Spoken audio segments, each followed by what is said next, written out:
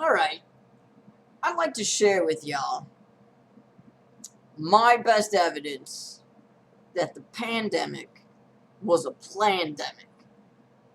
Alright, and I'm going to show you a few things going to make you scratch your head. And if you can give me a legitimate answer or debunk this theory, go right ahead. But I still ain't figured it out. How do you... This ain't no coincidence. Alright. So, Black Bear, Hot Girl Bummer, the big budget video version, alright, was released. What time was that released? Let's take a look at this. Premiered November 21st, 2019. Here, the first shot. I'm not going to play the video. I don't want no copyright strikes or anything bullshit like that. But look at this. First scene of the music video. These people are... This guy's wrapped in plastic, and they're wearing masks. And all throughout the movie, or the video, they're wearing masks. And then they have the little, it looks like the medical symbol. It's a serpent wrapped around a bee. Yeah, iffy. But how do you direct a music video with all these things in them? And then, well, when was the pandemic declared a pandemic? And they started wrapping people in plastic and wrapping their faces. Well, let's ask Google. When was COVID-19 declared a pandemic? March 11th, 2020.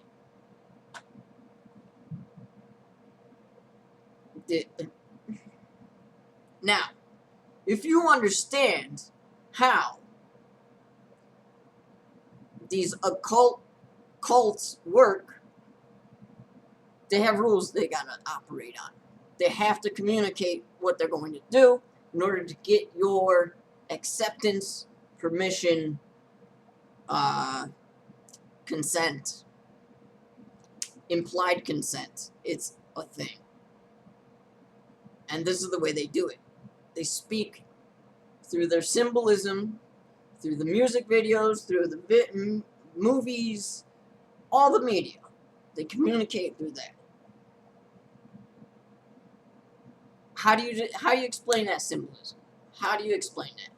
Why is that in that video? Who directed that video? And what? How does it relate to the song? It doesn't even make sense. I don't know. Here's another one. Here's another one I like to show people. Alright, we'll get rid of this. I gotta open up something else here. Let's see. We'll do screen capture. And we will find I gotta open it up. Hold on. Uno momento here.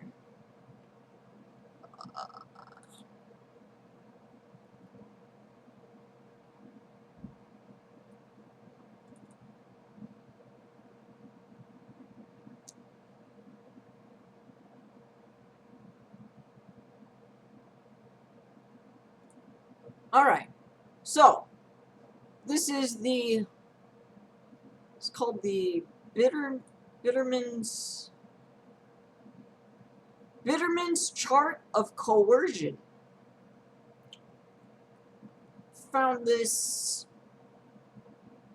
after just a little bit of research of psychological warfare. You start digging into psychological warfare, you come across this document. Right up. It's not up. Hold on. There we go. Whoop. Too big. So let's just take a look down the line. You tell me if this reads familiar to you. A tool designed to demonstrate and explain the coercive methods of stress manipulation used to torture prisoners of war, it has been applied to explain the coercive techniques used by perpetrators of domestic abuse. The list directly reflects the original chart. It has not been changed to fit the domestic abuse context. Bitterman's chart of coercion. Oh, we gotta go back to the thing to scroll through it. So, let's take a read here. Isolation deprives victim of all social support, of their ability to resist, develops an intense concern with self. This could be home environment, makes victim dependent.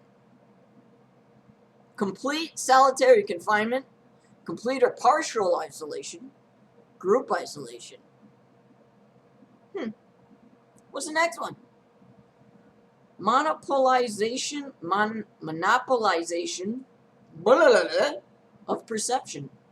Fixes attention upon immediate predicament.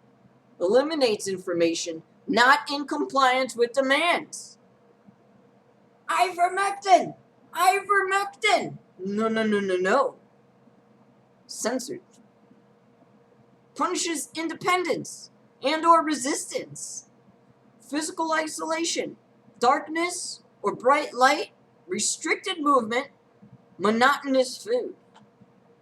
Now, we definitely had physical isolation, restricted movement. Humiliation and degradation. This is my favorite. Makes resistance more costly than compliance. Animal level concerns. Personal hygiene prevented. Demeaning punishments. Insults and taunts. We got plenty of that. Denial of privacy. Exhaustion. Weakens mental and physical ability to resist. Semi-starvation, sleep deprivation, prolonged interrogation, overexertion.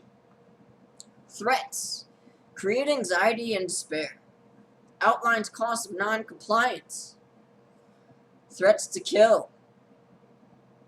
Threats of abandonment, non-return. Threats against family, vague threats. Heard plenty of that. Occasional indulgences. Positive motivation for compliance. Hinders adjustment to deprivation. Occasional favors, rewards for partial compliance. Promises.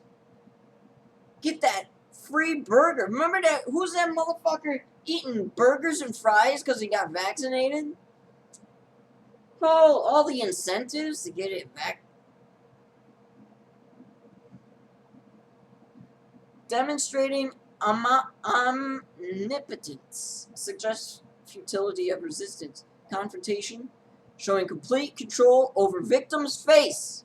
That's why they made you mask. They made you mask to show their power over you.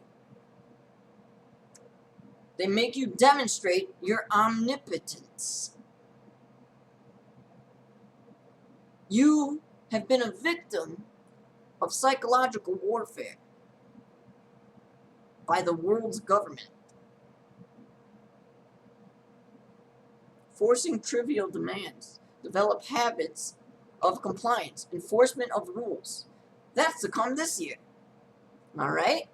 Now they're starting to talk about locking up again. Masking up again. There's a new variant. We've done this once. It'll be easier to go. Alright? Now, the resistance is it's like the frog in a pot. You just slowly turn up that heat. Slowly. If you put it in boiling water, it's going to jump right out. But if you put it in room temperature water, slowly turn the heat up. It'll acclimate and cook itself. That's what we're starting to see here.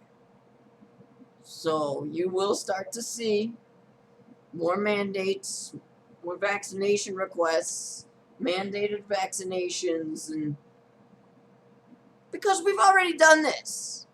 You should know now. Right? Been a victim of psychological warfare. That's my case. I'm sticking to it. Prove me wrong.